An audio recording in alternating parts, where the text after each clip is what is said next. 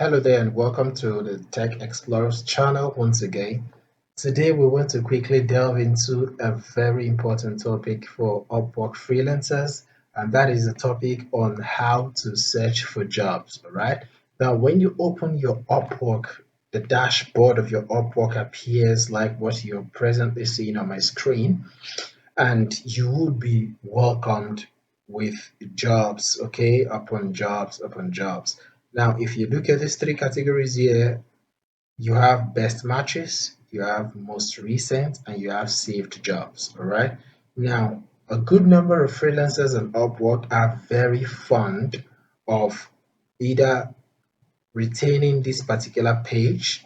All right, all they do is just to scroll down to see which job is available and which job has less number of proposals and all that, while some others will want to scroll to the next page, which is most recent jobs, because perhaps you have heard that the faster you apply for a job or the faster you submit your proposals, the easier it is to get your client to respond to you. But truth be told, it is not how fast you write your proposal that gets you the job. It is how well you are able to convince your client. But that is another topic for another video. Presently, we just want to search through and understand exactly how best to search for jobs so that we are in a better position to at least get some job opportunities. Okay. Now, you need to understand that some of these jobs that are posted here are highly competitive jobs. In other words, you are not the only one seeing these jobs. Okay, so it is crucial that in addition to this, you are also able to penetrate the Upwork space and search for those jobs that are of high paying jobs, okay, that are high paying jobs that you can also apply to with less competition. Because over time, you come to understand that the longer a job stays on Upwork, the less number of people that are shown the job. So it is your own prerogative to be able to search for this kind of jobs, search them out and apply for this job. Sometimes you might even find a job that is 2 days old, but the client are still searching for qualified freelancers for that job. We'll quickly run through some job search and see exactly how we can get to find those kind of job. Mind you, I am presently on the paid plan of Upwork Freelancer, all right? And that also enables me to enjoy some certain benefits, like seeing what my other co-freelancers are bidding for a particular job. If you don't know exactly how to get that access, okay, you can check our previous video with a link right below on how to purchase Connect. In that video, I explained to a great extent how you could purchase Connect and at the same time enjoy these feature that I just explained, which will be seen in play right on this video. All right, so come with me. What you want to do is to go to this search bar here, or you can head over to this one at the top of the screen. Either one works for you, all right? And what you want to search for is the keyword related to the kind of job that you desire or that your skill matches, okay? So take for instance, I have three profiles on Upwork. The first is the executive assistant, okay, job. So if I want to search for, say, any job related to executive assistant, I could just search for some very important keywords like executive assistant, all right, executive assistant. I smash the enter key, and then I will be taken to the advanced search page of Upwork. All right. Now, if you look through this left hand panel, there are a couple of filters that can enable you filter out some of these jobs. All right. So that you don't just go through all these jobs like a regular freelancer who doesn't really know what they are doing on freelance platforms. Okay. So the first thing you want to do to filter out some of these jobs is to scroll down to where you have payment verified. Okay, Payment verified helps you to filter those clients that have verified their payment on Upwork platform. This helps you to properly channel your connect to those clients that are potential clients to you. All right. That is the first thing you want to do. And the second thing you want to do is to choose this second option, which is 5 to 10. This simply means that you are looking for job that has been posted which does not have more than 10 people that have applied or that have bidded for the job. All right. So these filters helps you to streamline jobs such that you are in a lesser competitive environment to search for job. And now if you look through these jobs, you will see that the proposals here are just between 5 to 10. If you think this is too high for you, you could go further down to less than 5, but I think this is just perfect. Or you can take it further up to 10 to 15 or whatever it is that works for you. All right. Now, when you are going through this search bar or these search options, you want to take note of some important things. All right. Some important things such as, let's take for instance, I'm scrolling through this job and I can see these are the rates that the client is hoping that you will bid for this job. All right. Because it's an hourly job. Okay. Presently, we are dealing on hourly jobs. Very soon, we'll check out how to go about fixed jobs. All right. Let's say this job, okay, we're looking at the total spent is 5,000. Well, for me, I would not want to go for such jobs, or 10,000. I would maybe not want to go for such job. I would rather look for those who have spent quite a good amount of money on Upwork, okay? Because for me, those are the kind of clients that have more advantage, or better still, they are clients that I consider that you have better chances of being employed. All right. So I could scroll further down and search for clients that have probably spent over $20,000 on Upwork. Okay, this is a good catch. All right. This person has spent over 200,000. All right, and the number of proposal here is 5 to 10. Of course, you also want to take note of the job title to ensure that it is something that correlates with your own skill. Okay, please avoid taking jobs that do not match your skill, because when you do and you don't deliver on the job and your client gives you a bad review, it could cost you a lot on Upwork. All right, so this is for an assistant project manager. Now, if you check out this job here, it was posted 2 days ago. All right. This may not be what we want, but let's use this as an example. If I click on this job, okay, to further open it up, there are some certain things that I also want to check out, all right, before I decide whether or not to apply for this job.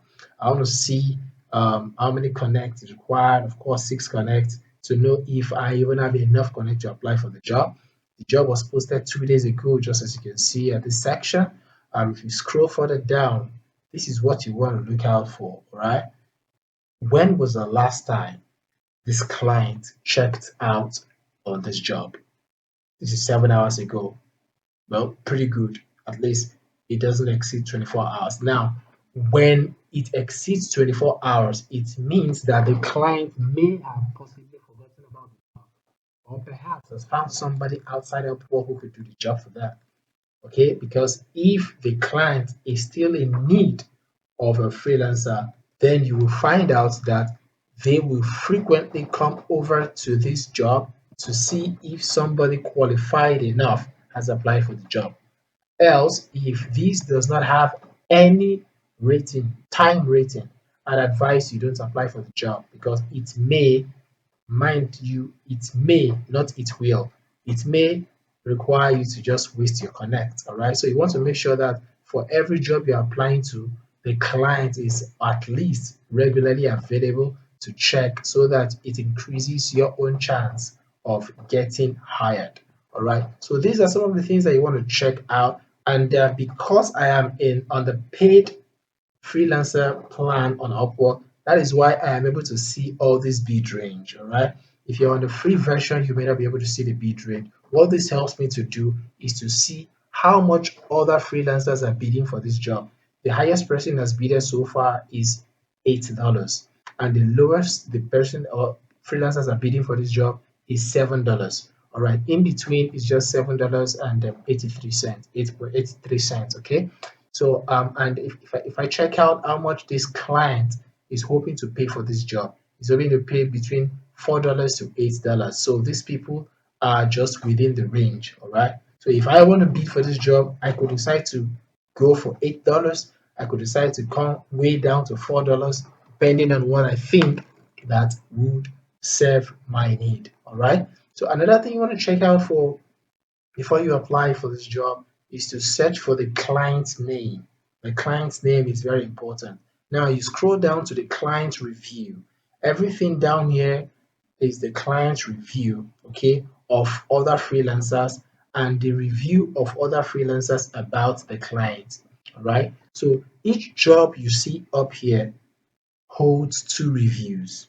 One is for the client, and that is the one at the top, is the review that is written by the freelancer about the client. And then the second one below is the review that is written by the client about the freelancer. And that is why here you have two freelancer, okay? Meaning the client wrote this review to the freelancer or about the freelancer.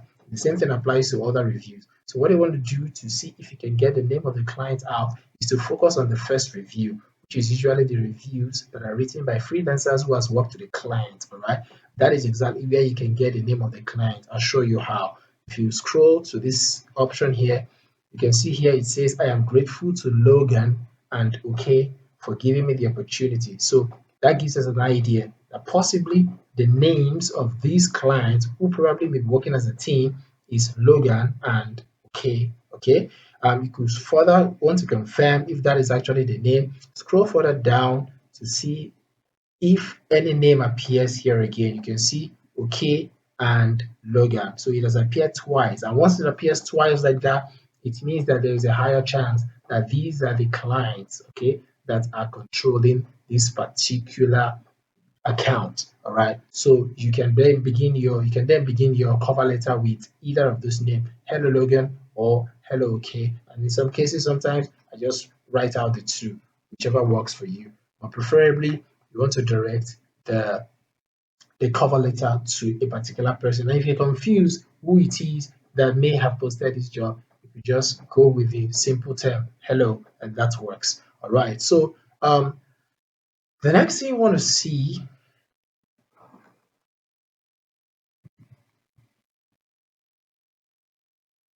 is other filter options that we could use. Okay. For some other persons, they are specific about the kind of clients that they want to work with. Okay, some persons will say, I want to work with just clients from the US and no other place.